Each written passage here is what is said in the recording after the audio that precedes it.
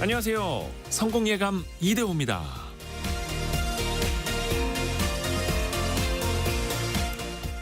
우리는 종종 날짜를 셉니다. 군 전역까지 남아있는 날, 수능 시험까지 D- 며칠, 다음 월급 날까지 남은 날, 혹은 올해가 얼마 남았는지. 또 우리는 지나간 날들도 숫자로 기록하죠. 연애한 지 100일째 되는 날, 아이가 태어난 지 1000일이 되는 날, 몇 월 며칠, 오늘의 날짜도 그 기록 맨 위에 새겨넣습니다. 시간은 흘러갑니다. 기다려주는 법도 없죠. 우리가 세든 세지 않든, 기록을 하든 하지 않든 우리가 의미를 부여하지 않는다면 그 시간은 단순한 숫자로만 남을 뿐입니다. 위대한 복서 무하마드 알리는 이렇게 말했습니다. 날짜를 세지 말고 하루하루를 의미 있게 만들어라.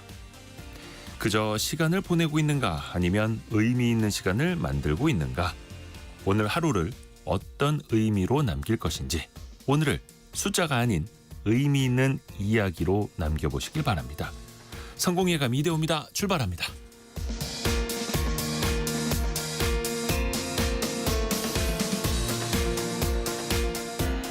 안녕하세요. 이대호입니다. 황성태 님이 아까 저희 시작과 동시에 글을 올려주셨는데요. 직장에서 멀리 이사 왔는데요. 출근길 40분이 지루해서 우연히 성공예감 이대호입니다. 듣고 삶이 바뀌게 됐네요. 이렇게 보내주셨네요. 금융 문맹이 되지 않게 도움받고 있고 또 안 읽던 책도 사서 읽게 돼서 정말 감사합니다. 이렇게 보내주셨는데요. 예, 여러분이 선택하신 겁니다. 여러분이 선택하신 채널이고 여러분이 선택하신 프로그램입니다. 감사드리고요. 오늘의 경제상식 퀴즈도 빠질 수 없습니다. 정답은 두 글자입니다. 직장에서 근로자가 계속 근무할 수 있는 나이에 상한선을 뜻하는 그 두 글자 단어인데요. 우리나라는 법정 이것이 60세로 되어 있죠. 이걸 더 연장하거나 아예 폐지해야 한다라는 주장이 나오고 있는데요. 최근 그 대통령 직속 사회적 대화 기구죠. 경제사회노동위원회가 이것 연장에 관해서 이르면 4월에 결론을 내겠다는 목표를 밝히기도 했고요. 또 정치권에서도 이것 관련된 TF를 구성하는 등 움직임이 시작이 됐죠. 노년층의 빈곤을 시급히 해결해야 한다. 더 오랫동안 일할 수 있도록 해야 한다라는 의견도 있습니다만 그 반대급부로 청년 고용에 부정적인 영향을 끼칠 수 있다. 이런 우려도 나오고 있는데요. 그래서 사회적 논의가 필요한 거죠. 두 글자 정답을 맞춰주시면 됩니다. 힌트를 좀 드려야 될까요? 예. 직장에서 정해진 연도에 퇴직하는 것을 이렇게 두 글자로 표현하시면 됩니다. 자, 짧은 문자 50원, 긴 문자 100원이 드는 샵 9730, 또 KBS 콩이 열려 있고요. 추첨을 통해서 다양한 선물 보내드리고 있습니다. KBS 콩과 유튜브를 통해서도 함께 하시죠. 성공예감 이대호입니다. 자주 검색하시면 성공이 가까워집니다.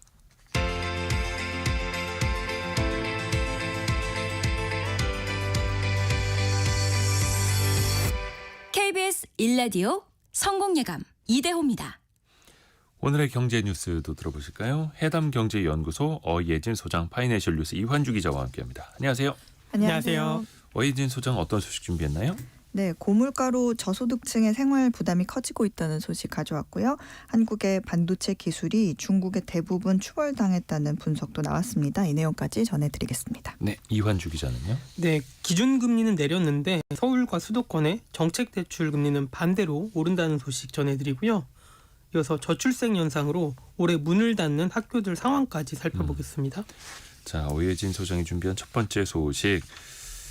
물가 상승 여파, 아무래도 소득이 낮으신 분들한테 더 영향이 클 수밖에 없죠. 네, 생활 필수재 같은 경우에는 아낀다고 해도 쓸 수밖에 없는 항목들이 있어서 그렇죠. 소득 규모가 적을수록 그 부담도 커지는데요. 지난해 저소득층의 소비 지출에서 필수재 지출이 차지하는 비중이 2017년 관련 통계 집계 이후에 가장 큰 것으로 나타났습니다. 네. 통계청에 따르면 지난해 소득 1분위인 하위 20%의 전체 소비 지출에서 식료품과 주거비, 의료비가 차지하는 비중은 69%로 집계가 됐습니다. 이 세부 항목으로 나눠서 좀 보면 식료품비로 소득의 36%를, 주거비로 21%, 의료비로 12%를 썼습니다. 지난해 소비자 물가가 1년 전보다 한 2.3% 올랐는데 식료품 및 비주류에서는 3.9%가 올랐습니다. 주거비로 분류되는 주택, 수도, 전기 같은 이런 연료 이런 것도 1.7%로 오름세가 상대적으로 좀 적기는 했는데 네. 소득이 적을수록 주거비와 식자재가 차지하는 비중이 이제 대부분인 만큼 인플레이션이 미치는 이 저소득층의 부담은 다른 계층에 비해서 더 늘어난 겁니다. 그렇죠. 네, 실제 고소득층인 이 소득 5분위 즉 상위 20% 계층의 소비를 보면 지난해 필수 소비재에 쓴 지출 비중이 45%로 이 전년 동기 대비 되려 소폭 감소했습니다. 세부적으로는 식료품비로 30%, 주거비로 9%, 의료비는 5%에 불과했습니다.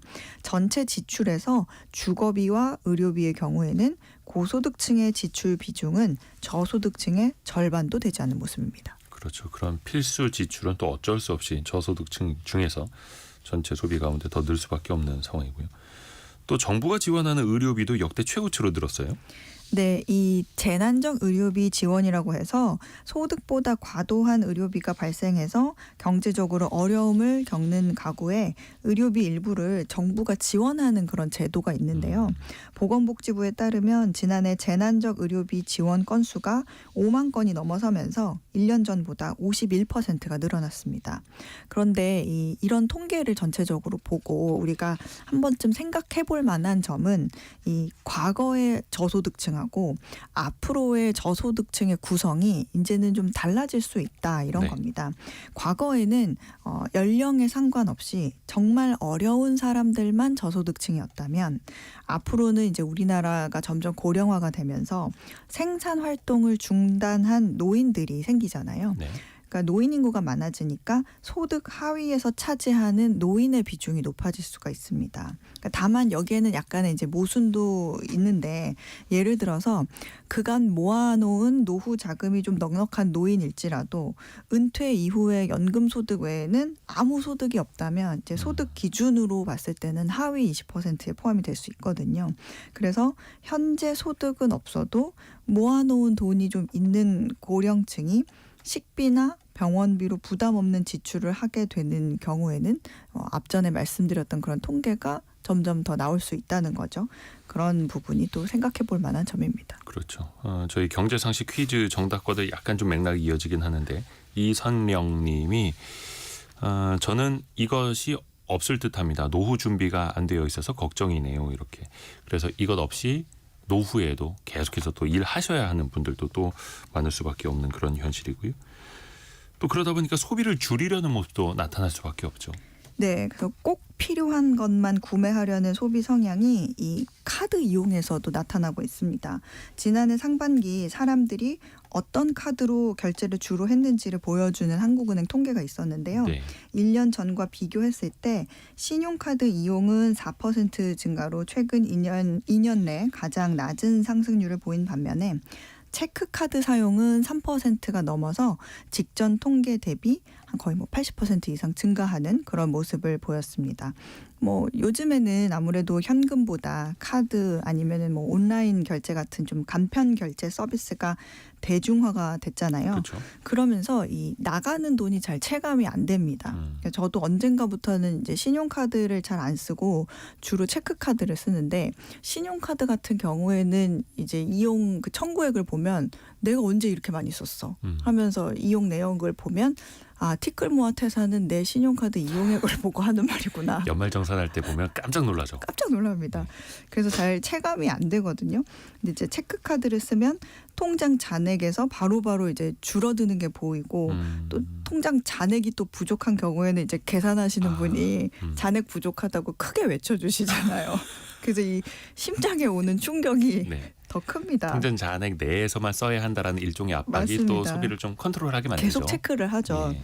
그래서 이처럼 체크카드까지 다시 주목을 받게 된 것은 경제 불확실성이 커지면서 이제 과소비를 줄이고 좀 부채를 피하려는 그런 소비자들이 늘어났기 때문입니다.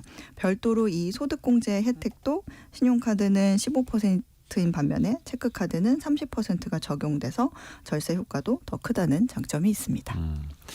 경제가 안 좋아서일까요? 대형마트에서 얌체 쇼핑족이 늘는다는 이런 이야기도 있어요. 네, 이게 그 이른바 이 카트를 끌고 다니면서 쇼핑을 하는 척은 하는데 시식만 하고 그냥 떠나는, 그러니까 마트를 아예 벗어나는 그런 사람들입니다. 그러니까 시식하러 마트에 오시는 분들. 그렇죠. 그러니까 다양한 시식을 하고 카트에 이제 살 것처럼 그 해당 상품을 담거나 아니면은 뭐 과일이나 음료 같은 거를 다 카트에 담으면서 여느 고객처럼 쇼핑을 하는데요. 문제는 그 쇼핑 도중에 카트에 담긴 과일을 꺼내 먹거나 음료를 따서 마시고 그냥 그 물건이 담긴 카트는 어디엔가 세워두고 가버리는 거예요. 그럼 범죄 아닙니까? 그래서 절도 아닙니까? 절도? 그런데 이게 또 잡기도 어렵고요. 아, 요즘에 그래서 대형마트 직원들이 고객들이 이제 구매하지 않고 놓고 간 그 주인 없는 카트들을 이제 다 수거를 해서 거기에 담긴 상품들을 분류해서 다시 제자리에 갖다 놓거나 만약에 이제 포장이 좀 뜯겨가지고 먹은 흔적이 있는 것들, 그런 신선식품 같은 경우에는 또 이제 폐기 처분하는 일이 늘었다고 합니다. 근데 이거를 말씀하신 것처럼 범죄 아닙니까? 이렇게 물어보시면 네. 카트를 끌고 다니는 고객 중에 이게 진짜 구매를 할 고객인지 네. 아니면 얌체 쇼핑족인지를 구분할 방법이 없죠. 그렇죠. 뭐 소비자를, 고객을 잠재적인 범죄자로 이렇게 낙인 찍을 수는 없는 거니까. 그렇죠. 그래서 다가가서 이거 사실 거예요 하고 이렇게 물어보기도 어렵고요. 마트 측이 만약에 확인이라도 좀 적극적으로 하기라도 하면 이거는 인권 침해 논란이라든지 기업 이미지에도 악영향을 끼칠 수 있다고 판단을 해서 그렇죠. 기업 그 입장에서는, 마트 입장에서는 대안이 없는 상황입니다. 근데 이런 모습이요, 전국 대형마트에서 공통적으로 쉽게 볼 수 있다고 합니다. 그래요. 네. 보통 그 마트 문 닫기 한 30분 전, 1시간 전에 가서 네. 네. 뭐 도시락, 초밥 이런 거 싸게 사시는 분들은 있었는데 이렇게 드시는 분, 무전 취식하는 분들이 있는 건 저도 오늘 처음 알았습니다. 아이고 참, 경제가 어려워지다 보니 이런 면도 생겨납니다. 자, 이완주 기자가 골라온 경제 뉴스도 들어볼게요. 다음 달부터 수도권 지역의 정책 대출 금리가 올라요? 예, 그 정부가 무주택 서민과 신혼부부 등에게 시중은행 금리보다 저렴한 정책 대출 상품 운영하고 있거든요. 네. 근데 이게 3월 24일부터 대표 정책 대출 상품인 디딤돌 대출과 버팀목 대출의 대출 금리가 수도권 지역에 한해서 0.2% 오르게 됩니다. 먼저 디딤돌 대출 살펴보면 부부 합산 연소득 8,500만 원 이하 무주택 가구가 집을 살 때 받을 수 있는 대출 상품인데요. 이 수도권 디딤돌 대출 금리가 0.2% 높아져서 2.85%에서 최대 4.15%까지 적용이 됩니다. 단 비수도권 같은 경우에는요, 이전과 동일하게 2.65%에서 3.95%를 유지합니다. 그리고 또 비수도권의 미분양 주택 있잖아요. 네. 이 미분양 주택에 한해서는 0.2% 포인트를 종전보다 깎아주기로 했습니다. 이 버팀목 대출 같은 경우에는 전세를 빌릴 때 사용하는 정책 대출인데요. 네. 부부 합산 연소득 5천만 원 이하 무주택자가 대상인데 이 역시 수도권은 0.2% 올려서요. 2.5%에서 3.5%로 오릅니다. 이 국토부는 지역별로 시장 상황이 다른 점을 고려해서 지방은 대출금리 인상 대상에서 제외하고 이 수도권만 올리는 것이라고 설명을 했습니다. 이제 시중은행 그 주담대 대출금리 조금씩 내려오고 있는데 이러면은 거의 뭐 정책 대출이나 시중은행 대출이나 별 차이가 없어 보이기도 하네요. 근데 또 부동산 시장에서는 서울 쏠림 현상이 계속되고 있죠. 예, 맞습니다. 똘똘한 한 채 선호 현상과 안전자산 선호 현상으로 지난해 서울 외에 거주하시는 분들이 서울 아파트 매입 비중이 21.5%를 기록을 했는데요. 이 수치가 한국부동산원이 2006년부터 관련 통계를 조사한 이후 최대 비율입니다. 네. 지난해 외지인의 서울 아파트 매입 비중이 가장 높았던 것은 전세 사기와 빌라 기피 현상이 이어지고 있잖아요. 또 아파트 가격도 떨어지고 있었는데 그나마 가장 덜 떨어질 만한 아파트가 뭘까 고민해봤더니 이 서울 아파트라고 해서 이 구입이 몰렸던 건데요. 네. 또 지난해 같은 경우에는 신생아 특례 대출 같은 정책 대출을 이용해서 마지막으로 서울 입성을 하거나 갈아타기로 내 집 마련한 수요도 있었다라는 분석이 나옵니다. 특히 외지인 서울 아파트 구매 비율이 가장 높았던 곳이 강동구였는데요. 네. 27%에 달했고요. 이 밖에도 은평구, 광진구, 금천구, 영등포구, 용산구, 마포구 등도 서울 평균보다 외지인 매집 비율이 높았습니다. 이 반면에 아파트 가격이 비싼 강남구와 서초구는 외지인 매입 비중이 전년도에 비해 소폭 줄어들었는데요.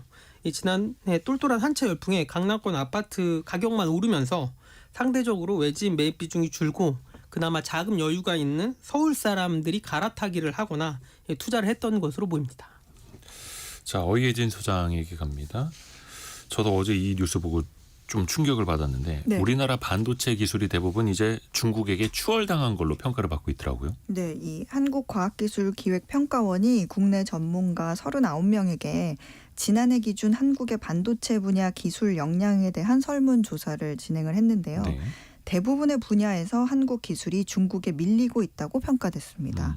최고 기술 선도국을 100%로 봤을 때 메모리 기술 분야는 한국이 90%, 중국을 94%로 평가를 했고 인공지능 반도체 기술도 한국 84%, 중국 88%로 이제 상대적으로 낮게 평가를 했습니다. 전력 반도체는 한국이 중국보다 12%포인트 낮게 평가가 됐습니다. 반도체 첨단 패키징 기술은 한국과 중국 수준이 같다고 봤고요. 다만 이제 기술 수준을 사업화한 관점에서 평가했을 때는 한국은 메모리 기술과 반도체 첨단 패키징 기술에서만 중국을 앞서는 것으로 전문가들은 판단을 했습니다. 이번 설문에 참여한 전문가들은 2022년 평가에도 참여했던 사람들이거든요. 네. 근데 그때만 해도 이 지금 말씀드린 기술 수준에 대해서 한국이 앞서 있다 이렇게 봤었는데 2년 만에 지금 뒤집힌 평가를 내놓은 점이 눈에 띕니다. 이건 기술 그리고 반도체 업계 전문가들이 본 시선이라는 거예요. 그렇습니다. 별도로 반도체 분야 전체를 대상으로 이제 기술 생애 주기를 평가한 설문도 있었는데요. 한국은 공정과 양산에서는 중국을 앞서고 네. 반도체 기초 연구와 설계 분야에서는 중국은 물론 미국, 타이완 등 주요국 가운데 이 최하위를 기록한 것으로 나타났습니다. 주목할 점은 이제 한국 반도체 기술 수준에 영향을 미칠 미래 이슈에 대한 언급이었는데요. 핵심 인력 유출과 인공지능 반도체 기술, 또 미중 견제 등을 꼽았습니다. 이 미중 견제 같은 경우에는 네. 이 점이 오히려 중국의 반도체 자립을 자극하는 그런 촉진제가 됐다는 의미입니다. 한국의 반도체 시장 전망이 그다지 밝지 않다는 평가도 있었는데요. 일본과 중국의 부상, 또 미국의 제재, 동남아시아의 급성장 등으로 인한 불확실성, 또 이제 국내 연구개발 투자 규모가 작은 점 등이 이유로 꼽혔습니다. 중국은 사실 오래전부터 국가 전략 차원에서 이 과학 기술을 키우기 위해서 네. 교육부터 학교나 연구기관에 투입되는 연구 개발비가 이제 상당했거든요. 그래서 인재 육성이나 기술 부문에서 좀 기반이 될 수 있었던 것으로 풀이가 되고요. 최근에도 뉴스가 나왔지만 AI 같은 경우에는 이제 기업들 다 회동을 했잖아요. 네. 그러니까 기업 차원에서도 상당한 금액을 이제 투자하기로 투자하고. 했다. 그런 뉴스가 나오면서 이제 좀 우리가 좀 생각을 해봐야 되는 그런 부분입니다. 이미 전문가들이 봤을 때는 중국의 반도체 기술이 대한민국을 뛰어넘었다. 근데 또 그런 얘기도 있더라고요. 중국 가서 반도체를 다 또 한국 사람들이 만들고 있다. 이런 얘기도 있고 좀 씁쓸한 거죠. 네. 그나마 우리나라가 지킬 수 있는 기술 격차는 반도체였었는데 그래서 더 충격적인 거고요. 또 국내 기업들을 그래서 더 지원해야 한다라는 반도체 특별법이라는 것도 논의는 되고 있는데 문제는 논의만 되고 있다는 거잖아요. 네, 그렇습니다. 이 주 52시간 근로 예외 적용에 대한 부분에서 그 여야가 이견을 좁히지 못해가지고 여전히 국회 상임위원회 문턱도 넘지 못하고 이제 묶여 있습니다. 국민의힘 같은 경우에는 주 52시간 예외는 반도체 특별법의 핵심이기 때문에 이를 포함하지 않으면 의미가 없다는 입장입니다. 반면에 민주당은 이거는 노동계가 받아들이기 어려울 것이라면서 근로제도는 나중에 근로기준법에서 논의하더라도 주 52시간을 제외한 특별법안을 일단 처리하자 이런 입장입니다. 근데 논의가 지연될 경우에는 짧게는 5월, 길게는 7월까지 특별법 처리가 미뤄질 수 있다고 지적하고 있습니다. 이런 가운데 SK 최태원 회장이 민간 경제사절단을 이끌고 미국을 찾았는데요. 조선 에너지, 원자력, AI 반도체, 모빌리티, 소재 부품 장비 등 6개 분야에서의 한미 협력 방안을 제시했고 이와 관련해서 긍정적인 반응을 얻었다고 합니다. SK그룹 차원에서도 대미 투자 계획을 계속 검토할 것이라면서 트럼프 행정부 내 투자는 인센티브가 같이 있어야 한다 이런 입장입니다. 또 반도체 기업들은 또 미국의 성화에 시달리면서 미국에 더 투자를 또 해야만 하는 또 그런 환경으로 또 가고 있고요. 이완주 기자에게 갑니다. 신입생을 받지 못해서 신입생이 없어서 문을 닫는 학교가 계속 늘고 있다고요. 얼마나 됩니까? 예, 그 교육부가 올해 폐교 현황을 분석한 결과 올해 총 49곳의 초중고교가 문을 닫을 것이라고 전망을 했는데요. 네. 이 중 초등학교가 38곳으로 가장 많았고요. 중학교가 8곳, 고등학교는 3곳이 문을 닫을 전망입니다. 특히 지난해 전국 112곳의 초등학교는 입학생이 단 한 명도 없는 것으로 집계가 됐는데요. 네. 지역별로 살펴보면 입학생이 없는 초등학교는 전북이 34곳으로 가장 많았습니다. 이어서 경북, 경남, 전남, 충남, 강원 등도 10곳 이상의 초등학교가 입학생이 단 한 명도 없었습니다. 특히 올해 같은 경우에는 신입생이 없는 초등학교 숫자가 지난해보다 30% 이상 늘어서 네. 140곳 이상의 초등학교가 신입생을 받지 못할 것으로 추정이 되고 있고요. 또 대학 역시 비상이 걸렸습니다. 전체 4년제 대학 10곳 중에 9곳이 올해 정시 합격자 등록에서 모집 인원을 다 채우지 못했는데요. 현재 대학 정원이 약 40만 명인데 이 올해 전에 태어난 출생아 수는 20만 명 정도밖에 안 되다 보니까 대학들이 모집난에 처하는 건 당연하고요. 또 인구 확장기에 설립된 대학 수가 줄어드는 건 불가피하다라는 이야기 나오고 이미 몇 년 전부터 지방대학 같은 경우에는 폐교를 하거나 지방대 통폐합 같은 경우도 전문가들이 얘기를 하고 있는 상황입니다. 지금 태어나는 아이들이 대학교 가는 한 19년 뒤에는 상황이 더 심각해지겠죠. 지자체에서도 그 저출생 관련된 예산 많이 쓰고 있는데요. 구체적으로 어디에 어떻게 집행하는지가 좀 체크가 됐네요. 예, 그 저출산 고령사회위원회가 전국 243곳에 지자체를 전수조사한 결과 지난해 저출생 대응 자체 사업 지자체 예산이 한 4조 5천억 정도가 사용이 됐거든요. 네.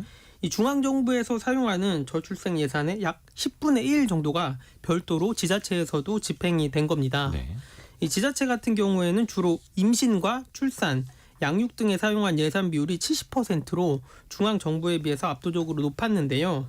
이 지자체 같은 경우에 예를 들어서 임신 단계 지원 사업에 약 6% 정도의 예산을 썼는데 중앙 정부는 한 0.1% 정도밖에 안 썼습니다. 또 출산 같은 경우에도 지방은 14%를 썼는데 네. 국가는 0.1%로 차이가 컸습니다. 그럼 그 중앙 정부는 국가 예산 어디에 썼느냐? 주로 부동산 같은 주거 분야, 또 일가정 양립 같은 분야 예산을 더 많이 썼는데요.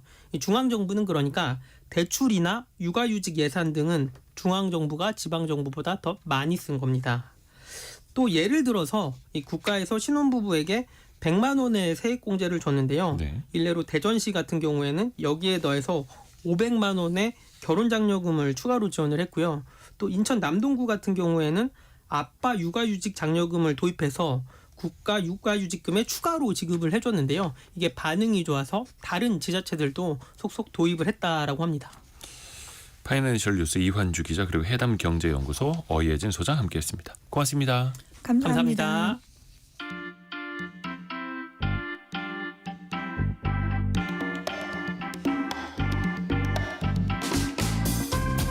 지금 여러분께서는 KBS 일라디오 성공예감 이대호입니다를 듣고 계십니다. 프로그램에 참여하신 청취자 여러분께는 추첨을 통해 Y스트릿에서 밝은 눈과 두뇌 건강, 활력까지 한 번에 와이즈 부스터를, 아름다운 식탁 창조 주비푸드에서 뿌리 담은 리얼 생 와사비를, 쉽고 빠른 판촉물 제작 시너지 기프트에서 무드 등 미니 가습기를, 그리고 성공예감에서 준비한 커피 쿠폰을 보내드립니다. 당첨자는 성공예감 이대호입니다 홈페이지에서 확인하세요. 경제상식 퀴즈 한 번 더 나갑니다. 정답은 두 글자인데요. 직장에서 이 나이까지는 일할 수 있도록 법적으로 정해진 그 나이를 뜻하죠. 현재는 60세까지로 정해져 있는데 고령화에 따라서 너무 이르는 때 나중에 연금을 수급하기까지 그 빈 공백 어떻게 메울 것이냐, 더 오랫동안 일할 수 있게 만들어야 하는 이런 논의들이 좀 있습니다. 미국과 영국은 일찌감치 이 제도를 폐지했고요. 또 유럽 일부 국가들도 이것을 연장하는 추세인데요. 여러분의 생각은 어떠신가요? 찬반이 역시 갈립니다. 전희진님, 연금은 65세부터 수령인데 그것보다 일찍 퇴직이라 이것 연장을 너무 기다리고 있습니다. 취업해야 할 아이들도 있는데 정말 생각이 많아지긴 하네요. 이렇게 보내주셨고요. 1177님은 저는 31살인데요. 이걸 연장하는 것 지금은 반대합니다. 청년 취업이 어렵거든요. 요즘은 경력 없는 신입을 찾아볼 수도 없을 정도고 가고 싶은 회사들도 다 경력만 뽑습니다. 이렇게 또 이야기를 해주셨네요. 그래서 사회적인 논의가 더 필요한 부분이기도 하죠. 그리고 이정옥님 같은 경우에는 남편이 실제로는 올해 만 60세 이것 해인데 예전에 시골에서 2년 어리게 호적에 올린 덕분에 27년도까지 다닐 수 있어서 너무 감사하네요. 이렇게. 그렇죠. 어찌됐든 간에 호적에 올린 그 순이기 때문에요. 그리고 또 강력한 힌트를 많이들 보내주셨네요. 조경원님. 얼마 전 김태리 씨가 주연한 드라마가 있었죠. 이렇게 또 6015님도 김태리 님이 나온 이 드라마 참 재밌게 봤답니다. 예. 그 혹시 뭐 명예퇴직이나 이 퇴직에 관련된 영화는 아니죠? 제가 못 봐가지고. 여러분이 생각하시는 그 두 글자 정답 그리고 이것에 관한 생각, 의견 같이 보내주십시오. 짧은 문자 50원, 긴 문자 100원이 드는 샵 9730 또 KBS 콩이 열려 있습니다. 오늘의 움직임에 주목하고 세상의 흐름을 놓치지 않습니다. 여러분의 내일을 응원하며 성공의 열쇠를 함께 찾아갑니다. 성공예감 이대호입니다. 얼마 전에 배우 이한희 씨 또 박희순 씨의 세금 탈루 의혹이 불거졌습니다. 당사자들은 이 고의적으로 누락한 게 아니다. 위법한 적 없다 이렇게 적극 해명하고 있는데요. 연예인들의 탈세 논란은 반복되고 있습니다. 그 규모도 또 엄청나고요. 슬기로운 세무생활 시간에 같이 한번 들여다보실까요? 이종인 세무사와 함께합니다. 안녕하세요. 네, 안녕하십니까. 이번에 이한희 씨에게서 이제 불거진 네, 맞습니다. 탈루 의혹. 규모가 크다 보니까 또 많은 사람들이 또 이제 좀 집중을 하시는 것 같더라고요. 예, 맞죠. 어쩌다가 이게 촉발된 거라고 돌아보면 될까요? 일단은 현재 뉴스 기사로 알려진 걸로만 저희가 파악할 수 있는데요. 예. 배우 이한희님께서는 서울지방국세청에서 법인 사업자 아티스트, 그것도 이제 비정기적으로 하는 통합기획 세무조사로 이한희 배우님이 소속했던 사람 엔터테인먼트라는 엔터테인먼트 회사를 네. 조사를 하던 중에 이한희님과 이 엔터테인먼트 사이에 탈세 정황이 좀 있다고 포착을 좀 한 거라고 판단이 됩니다. 이에서 해당 이제 조사를 하던 조사과에서는 상급기관에 이에 대해 보고를 했고 해당 이제 상급기관에서 이한희님과 이한희님이 이제 대표이사님으로 계시던 호프 프로젝트를 상대로 세무조사를 이제 진행을 했는데요. 이러한 세무조사의 확대 사실 조금 어떻게 보면 좀 부당하다고도 느낄 수도 있지만 당사자 입장에서는 예, 그렇죠. 하지만 저희가 국세기본법에 따르면 세무조사의 확대를 할 수 있는 저희가 규정이 있습니다. 대표적으로 세금 탈루 혐의가 네. 여러 과세기간 혹은 다른 세목에게도 영향을 미친다면 확대를 할 수가 있고요. 또는 세법 적용을 누군가가 착오를 했는데 네. 이 착오가 해당 기간뿐만 아니라 장기간, 다른 기간에도 걸쳐 있으면 아하. 다른 기간까지 이제 확대를 하는 등 이러한 경우에는 세무조사를 확대를 할 수가 있습니다. 아하, 그래서 뭐 연관된 법인이라든지 다른 쪽으로 예, 확대된다. 맞습니다. 그러다 보니까 이제 세무조사 확대를 통해서 기존에는 법인 사업자에서 시작을 했지만 이제 이한희님이 계시는 다른 법인까지도 확대가 되어 해당 이한희님께서 세무조사를 받으시고 60억 원이라는 이제 거액의 세금을 추징을 당하신 걸로 보여지는데요. 네. 사실 이게 탈세 의혹 정확하게 저희가 구체적인 내용이 밝혀지지가 않아가지고 어떤 내용으로 60억 원이 추징이 되었다라고 보기는 어렵지만 이러한 이유를 봤을 때에는 장기간에 걸쳐 60억 원의 추징이 된 걸로 같고요. 대중들의 경우에는 이제 60억 원이 워낙 크다 보니까 이건 좀 그렇죠. 탈세가 아닌가라고 다들 생각을 하시는 것 같아요. 그러니까 2022년에 어떻게 보면 이제 기획 세무조사를 나간 거고 예, 맞습니다. 그게 한 2년이 지나서 이제 알려진 건데요. 네. 근데 어떻게 세무조사로 60억 원이나 나오는가? 아, 그렇죠. 이 규모도 상당하다 보니까 그게 더 이례적인 거 아닙니까? 그렇죠. 그래서 많은 분들이 되게 놀라시는 부분이 네. 다른 이제 배우분들, 뭐 연예인분들도 당연히 세금 충당된 60억 큰 금액이죠. 네. 하지만 이 60억 저희가 세무조사를 할 때 업체의 크기, 규모 그리고 뭐 기존 신고된 금액과 실제 신고된 금액의 차이에 대해서 세금이 나오기 때문에 사실 천차만별로 나올 수가 있습니다. 예. 대표적으로 이제 과거 세무조사 사례를 보면 이제 2016년도 국내에서 어떻게 보면 제일 큰 기업 어딜까요? 삼성전자. 예, 예. 세무조사를 했는데 법인세, 부가가치세 등을 합쳐서 한 5천억 원 이상의 세금을 낸 경우도 있고요. 삼성전자니까. 네, 그렇죠. 예. 거기는 워낙 많으니까요. 근데 이제 그거 말고도 저희가 이제 세무조사의 내용을 국세 통계 포털에 공시를 하는데 예. 거기에 이제 수익 금액이 5억 원, 그러니까 매출이 한 5억 원 이하인 법인들을 한 89곳 정도 2023년에 조사를 했다고 해요. 네. 근데 그 통계 자료를 봤을 때는 이 89곳에서 총 부가세액이 1,568억 정도. 그러니까 매출은 5억밖에 안 되는데 한 개의 법인당 이제 평균을 따졌을 때는 한 17억 원 정도 나왔다고 이제 볼 수 있는데 이런 식으로 결국에 기존 신고한 내용이 얼마에 따라서 제대로 신고된 금액과의 차이를 나오는 거기 때문에 60억 원 나올 수도 있죠. 그리고 아까 말씀드렸듯이 이게 단순히 1년에 60억 원이 나온다 그러면 많은 금액이지만 네. 여러 년도에 대해서 뭐 10억씩, 누적해서. 6년, 뭐 5년 이렇게 나오면 나올 수가 있죠.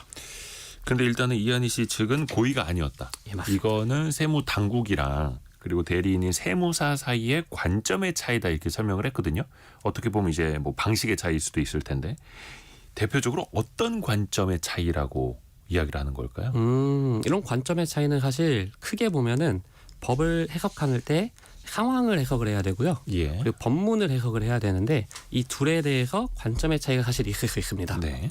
예를 들어 법을 해석하는 거에 대해 예를 들면 특정 사람이 이제 돈을 벌었는데 이 돈이 근로소득으로 볼 것이냐 아니면 사업소득으로 볼 거냐 아니면 기타 소득으로 볼 거냐 이런 것들을 저희가 판단을 해야 되고요. 근데 법 말고 이제 상황에서 사실 해석의 차이가 좀 많이 나오는데요. 네. 대표적으로 제가 판례를 하나 갖고 왔습니다. 예. 원래 이제 저희가 미용실에서 뭐 머리를 자르고 하는 것들은 사업용 경비로 취급해주기가 좀 어렵습니다. 아하. 왜냐하면 저희가 다 그냥 사업인지 애매하잖아요. 머리를 그렇죠. 깎는 거는.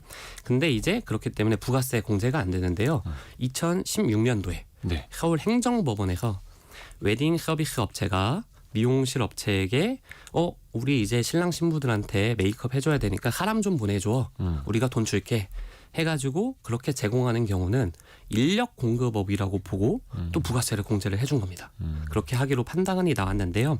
이거를 보고 이제 비슷한 상황인 연예기획사에서 이제 조세심판원에 문의를 넣었습니다. 아하. 뭐라고 문의를 넣었냐면 우리도 비슷하다. 우리도 연예인들 헤어 메이크업 그렇죠. 거기 해주는데 돈 많이 들어가니까. 그렇죠. 사람 불러가지고 똑같이 하는데 우리도 부가가치세 공제해달라. 이건 미용업이 아니라 인력 공급업이다. 과연 이럴 때 해주는 게 맞을까요? 어떻게 보면 그분들의 업태에서는 필수적인 것 아닙니까? 예, 맞습니다. 그래서 이거에 대해서 결국에는 심판원이 결정을 내렸는데 네. 웨딩 서비스업과는 다르게 안 된다라고 판례를 내렸습니다. 아 그래요. 네, 그 이유는 무엇이냐면요. 이게 단순히 인력 공급업이면 저희가 이 해당 헤어 메이크업을 이제 저희가 요청을 한 고객 사업체의 지시 감독만을 따라야 되는데 예. 이게 실제로 연예기획사를 보니까 이 해당 메이크업 선생님이랑 연예인이랑 그리고 해당 이제 연예기획사랑 셋이서 얘기를 하는 겁니다.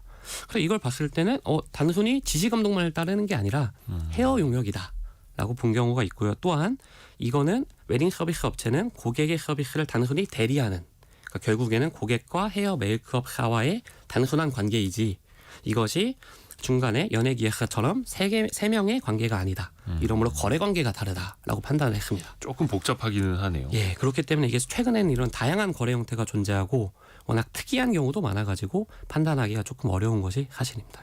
특히 이제 연예인들 같은 경우에 연예 기획사를 통해서 어떤 지출을 어디에 얼마나 쓰느냐 이게 꼭 필요한 경비냐. 네, 맞습니다. 그러니까 또 이제 해석이 좀 달라질 수도 있을 테고 그러면은 일단 일종의 용역 방식이 아니라 연예인이 미용실 가서 헤어 메이크업 받는 것 그거는 비용 처리가 가능하지 않습니까? 일반적으로 비용 처리 가능하다고 생각을 하지만 예. 대부분의 경우는 안 된다라는 판례가 사실 조금 더 많습니다. 오, 이야, 그래요. 그게 또 비용이 상당한 걸로 알고 예, 있어서 맞습니다. 저도. 예, 많은 비용이 들죠. 그러니까 참 어떻게 보면은 유독 연예인들의 세금 탈루 의혹이 또 많이 발생하는 걸로 보이고 또 주목을 많이 받는 연예인들이다 보니까 또 그럴 때마다 더 화제성도 있고요. 맞습니다. 그런 백그라운드가 있는 것도 이제 알았네요. 근데 이제 고의가 아니었다 해서 추가로 세금도 납부했다라고 또 밝히는 분들도 많이 있습니다. 그러면 이거 그냥 추징금 내고 끝나는 건지 혹시 뭐 처벌도 받게 됩니까? 아, 예, 맞습니다. 이러한 행위들에 대해서는 사실 크게 두 가지의 법률로 처벌을 받게 되는데요. 대표적으로는 이제 조세범 처벌법과 또 다른 하나는 특가법이라고 부르는 특정 범죄 가중처벌 등에 관한 법 이렇게 두 개가 있습니다. 그거는 뭐 횡령할 때 적용되는 거 아닙니까? 예, 맞습니다. 횡령도 있지만 뇌물 그리고 국고 헌실 뭐 관세법 위반, 조세 포탈 이런 경우에 이제 금액대에 따라서 예, 조세범 처벌법 같은 경우에는 이제 적게는 뭐 2년 이하의 징역 혹은 2배 이하의 벌금, 또 금액이 좀 많으면 뭐 3년 이하의 징역 또는 3배 이하의 벌금, 그리고 금액이 너무 많으면 벌금과 징역을 같이 병과할 수 있는, 그렇기 때문에 징역형도 가능하고요. 조세 포탈도 특경가법에 적용이 돼서 가중처벌을 받을 수도 있다. 예, 또 그 특가법으로. 금액에 따라서. 예, 맞습니다. 특가법으로 가면 이제 한 10억 원 정도 탈루를 하면은 무기징역까지 가능합니다. 아 그래요? 네. 그는 또 이제 그 내용 또 같이 봐야겠네요. 예, 맞습니다. 단순한 착오인지 네, 맞습니다. 아니면 이제 죄질이 좀 안 좋은 건지. 예, 맞습니다. 또 이게 추징금에는 가산금도 많이 붙지 않습니까? 예, 맞습니다. 가산금 같은 경우에는 저희가 현행법상 이제 늦게 원래 내야 될 세금을 늦게 냈으니까 예. 이자 성격으로 내는 금액이 1년에 한 8% 정도 되는데요. 이게 5년 전에 세금이 나왔다 그러면 5,8에 40. 이자 비용이 이제 한 40%가 나오고 신고를 좀 누락했다 예. 하면 뭐 10%, 20% 무신고, 과거 신고. 그러니까 이거 예. 세무조사 당하신 분들 입장에서 보면 아니 그냥 그러면 작년 거를 어떻게 이렇게 해서 바로 한 1, 2년 만에 조사해서 바로 잡으라고 해주던지 막 5년 전 거 10년 전 거 들춰내갖고 막 5년치 10년치 가산금까지 다 붙이면은 예, 이거 맞습니다. 배보다 배꼽이 더 커진다. 예, 맞습니다. 그런 경우가 많죠. 근데 이거는 또 세무당국의 어떤 행정력에 또 한계가 있다 보니까 어쩔 수 없는 거고요. 예, 맞습니다. 야 어렵습니다. 그 이번에 또 하나 화제가 되는 게 이한희 씨 같은 경우에 법인 명의로 65억 원짜리 건물을 샀다. 네. 근데 그 법인의 자본금은 1,000만 원짜리였다. 해서 그 뭐 자금 출처는 뭐 이제 경찰이 내사를 하고 있다고는 합니다만 이렇게 법인으로 부동산을 사는 게 그럼 이점이 크다는 겁니까? 예, 맞습니다. 일단은 법인이 조금 세금적으로 봤을 때 개인이 가는 것보다 이점이 많을 때가 많은데요. 예. 대표적으로 일단은 법인은 개인과 다른 인격이 있는 인격체라고 저희가 법은 규정을 하고 있기 때문에 예를 들어 뭐 이한희 씨 같은 이제 고소득자 이미 여기는 세율이 막 50% 이렇게 될 건데 그러면 저희가 월세를 받으면 월세 받은 금액의 50%가 세금입니다. 개인으로 하면. 예, 맞습니다. 근데 이제 법인으로 하면은 이게 독립적이기 때문에 최저는 한 9.9% 그리고 일반적인 경우에는 한 20% 정도 세금이 나오기 때문에 개인과의 한 세금 차이는 한 30% 정도가 나오죠. 굉장히 크게 나는 거네요. 예, 그렇죠. 특히나 또 임대료가 요즘 뭐 워낙 또 비싸야 말입니다. 그래서 그럼 웬만한 분들은 당연히 개인 건물로 하는 게 아니라 법인을 하나 세워서 법인이 산 걸로 해놓을 텐데. 예, 맞습니다. 그럼 이거는 누구나 이렇게 할 수 있는 거예요? 법인 같은 경우에는 예, 말씀하신 대로 저희가 법인 등기를 해가지고 법인의 목적 사업에 이제 부동산 관련 업종을 넣고 해당 업종으로 이제 사업자를 내시고 건물을 사시면 웬만하신 분들도 다 가능합니다. 근데 다만 이제 법인으로 해놓으면 그 자산을 개인으로 가져올 때 또 한 번 이제 그 사이에서 세금이 발생한다는 거죠. 네, 맞습니다. 저 법인은 법인이고 개인은 개인이니까. 네, 맞습니다. 근데 이제 부동산 같은 경우에는 특히 뭐 꼬마 빌딩도 마찬가지고 대출이 좀 많이 되는 걸로 알고 있거든요. 예, 맞습니다. 요즘 뭐 주택담보대출, 뭐 가계부채 관리 방안 이렇게 해서 금리도 올리고 대출 많이 이제 못 해주게 막 은행들을 당국이 압박하기도 하는데, 야 연예인들의 어떤 빌딩에 대해서는 대출이 잘 나오나 봅니다. 사실 이게 연예인의 기준은 아니고요. 이제 아시다시피 저희가 부채 비율 이런 것들의 소득의 금액에 따라서 얼마나 이제 한도로 나오고 다른 대출이 있으면 개인 부채가 안 되고 뭐 이런 경우가 있는데 이제 법인 같은 경우에는 조금 다른데요. 네. 법인은 이런 개인이 규제를 받는 뭐 DTI, DTV 말씀하셨듯이 개인 부채에 대해서는 좀 정부에서는 좀 관리를 많이 하고 네. 규제도 많지만 이런 법인에 대해서는 규제가 그렇게 많지도 않고요. 그리고 법인 같은 경우에는 이제 일반적인 개인과 다르게 이제 장부를 작성해 가지고 저희가 세무서랑 다 제출하기 때문에 일반적으로 이제 신뢰도가 조금 더 높습니다. 아하. 그렇기 때문에 이제 은행에서도 법인에게 빌려주는 걸 좀 더 선호하죠. 그렇죠. 또 은행이 뭔가 믿고 내줄 수 있다라고 또 자체적으로 또 이제 판단을 하는 그 기준이 될 테니까. 예, 맞습니다. 또 하나 좀 고가의 주택이나 고가의 이제 빌딩을 사게 되면 일반적으로 큰 돈이 움직이니까 세무조사 나오는 건 아니야라고 생각할 수 있잖아요. 예, 맞습니다. 그건 어떻게 좀 가능성이 높아진다고 보면 될까요? 일단 말씀하신 대로 금액이 큰 빌딩을 산다, 금액이 큰 부동산을 산다 예. 하면은 해당 부동산을 사는데 결국에 저희가 돈이 들어가지 않습니까? 그렇죠. 근데 이 돈을 어디서 과연 적법하게 세금을 내고 받은 돈으로 샀느냐가 이제 핵심입니다.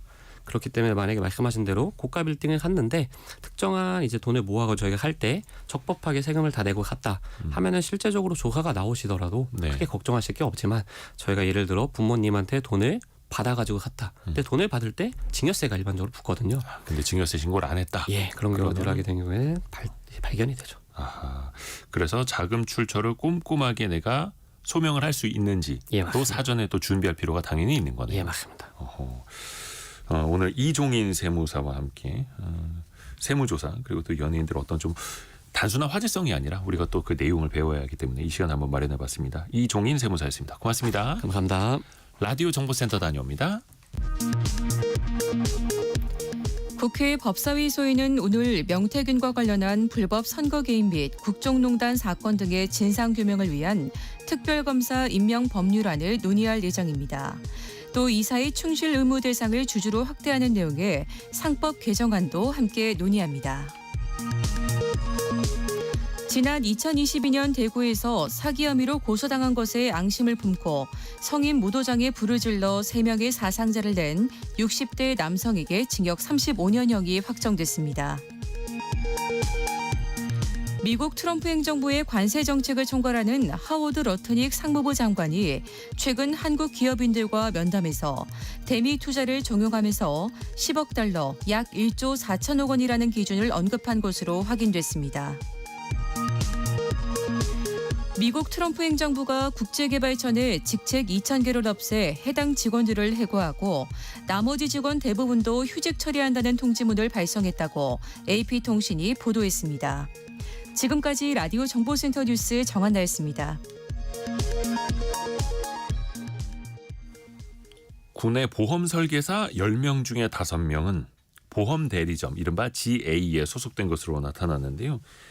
그런데 또 보험사랑 전속 계약을 맺고 있는 건 또 아닙니다. 그래서 금융 소비자들이 좀 유의할 점이 있는데요. 돈워리 투자백서 시간에 한번 들어보실까요? 연금박사 상담센터 이영주 대표와 함께합니다. 안녕하세요. 안녕하십니까, 이영주입니다. 일반적으로 우리가 보험 설계사 그러면 어떤 생명보험사, 손해보험사 소속인 걸로 알고 계시는 분들 많이 있는데 네네네. 꼭 그렇지 않을 수 있죠. 과거에는 전통적으로 이제 보험회사 소속 설계사들이 나와서 상담을 했기 때문에 네. 그렇게 알고 계신 경우가 많은데 지금 우리나라의 보험 시장을 보면 보험사 소속 설계사인 분들도 계시고 그다음에 보험 대리점 소속 설계사인 분도 계세요. 네. 보험사는 전속으로 이제 설계사를 이제 육성해서 판매 조직을 가지고 있는 거고 보험 대리점이라고 해서 외부에 이제 보험 판매 채널을 따로 설립을 해가지고 보험사와 제휴를 해서 하는 건데요. 전체 설계사 중에서 이미 절반이 넘었습니다. 숫자로만 따져도 한 28만 명 된다고 합니다. 그러니까 실제로 굉장히 여러분이 만날 수 있는 보험 설계사 중에서 2명 중에 1명은 다 보험사 소속이 아니라 보험 대리점 소속 설계사다. 이 GA라고 많이 부르는데 이게 뭐 제너럴 에이전시 이런 뜻이죠. 약자죠. 그러니까 일반 대리점? 네. 그렇죠. 뭐 가전제품 이제 양판점이 있듯이. 네, 맞습니다. 그러니까 우리가 이제 보통 전자제품 살 때 뭐 삼성전자 대리점, 뭐 LG전자 대리점 이렇게 직영 대리점 가서 산 경우가 있었잖아요. 네. 요즘은 사실 직영 가시는 분이 거의 없고 뭐 하이마트를 가거나 아니면 백화점에 가거나 이렇게 가지고 종합적으로 삼성, LG, 뭐 타사 전부 다 전시되어 있는 데 가거든요. 이런 데가 대리점입니다.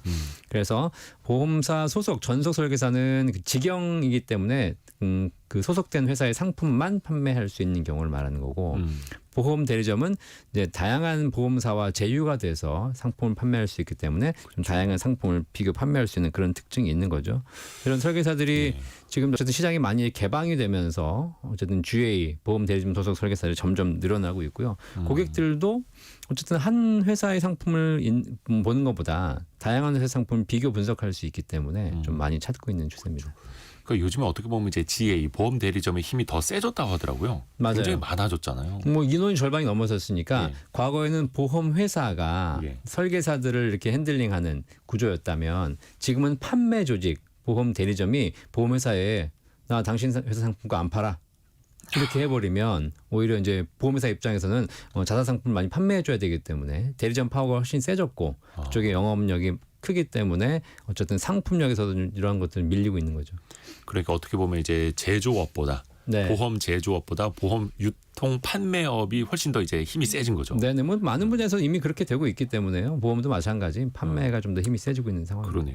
그러면 그 보험사에 소속되어 있는 설계사들이랑 보험 대리점 GA 설계사들은 그럼 결정적으로 어떤 차이가 있는 겁니까? 일단 보험사에 소속돼 있는 사람들은 자사의 상품 하나만 판매해야 되는 것이죠. 네. 자, 그런데 이제 보험 대리점에 소속되어 있는 설계사들은 여러 개 회사를 상품을 판매할 수 있기 때문에 비교 분석이 가능합니다.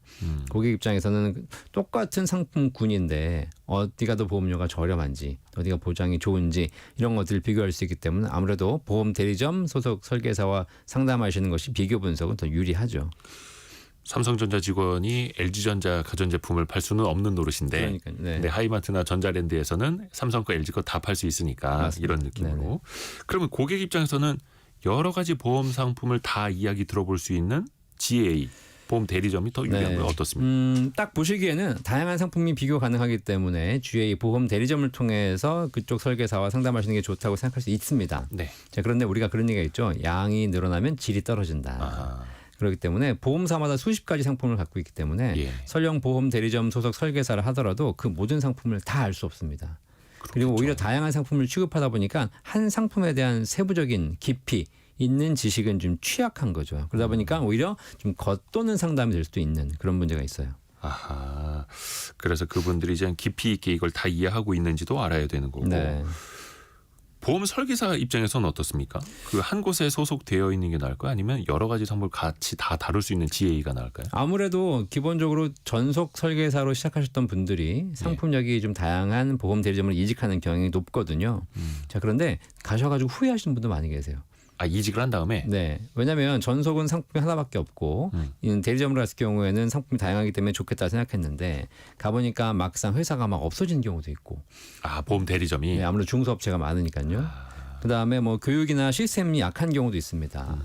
그다음에 이제 수수료가 높다고 해서 이직하는 경우가 있는데 실제로 수수료가 똑같이 설계사에게 지급되는 수수료가 높다는 것은 그만큼 회사의 관리 시스템이 약하다는 거거든요. 예를 들면 이런 게 있어요. 뭐 보험사 중에 대형 보험사 같은 경우에는 네. 전속 설계사들은 고객에게 책 선물을 보낼 때 네. 그 보험사의 그 서점 사업도 같이 하고 있다 보니까 아하. 컴퓨터에 들어가서 고객 이름을 클릭하고 책을 클릭해서 딱 이렇게 이동시켜주면 바로 갑니다. 네. 그러니까 굉장히 원터치로 다 가능하죠. 전속 설계사들은. 예. 근데 대리점 설계사들은 그렇지 않고 고객에게 책 선물 한번 보내려면 본인이 책을 주문해서 아하. 받아가지고 포장해서 다시 발송 이런 부분이기 때문에 아무래도 시스템 면에서 대형 보험사의 전속 설계사보다는 훨씬 약한 게 보험 대리점이 되는 것이죠. 아하, 그 시스템이냐 아니면 조금 더 내가 많이 받는 수당이냐 이걸 또 그렇죠. 택하실 네네네. 수도 있는 거고요.